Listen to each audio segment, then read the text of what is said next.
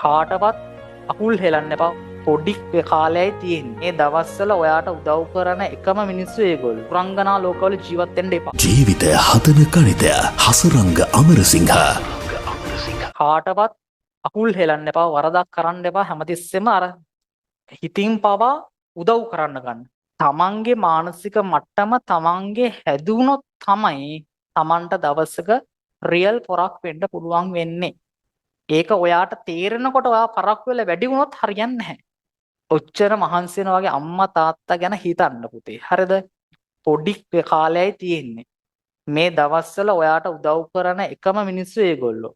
ඔයා වෙනුවෙන් හැම සතයක්ම මේ ඉගෙනීමට වියදම් කරන්න හැම රුපියලක්ම මේ මිනිස්සු වියදම් කරන්නේ මොකද එයාලා දන්නවා එයාලට වෙච්ච දේ ඔයාලට නොවෙන්න තමයි හැම රුපියලක්ම ඔයා වෙනුවෙන් එයාලා වියදම් කරන්නේ. ඔයා තමයි මුළු පරම්පරාවම ගොඩ දාගෙන ඉන්න පුද්ගලයා ඔයා.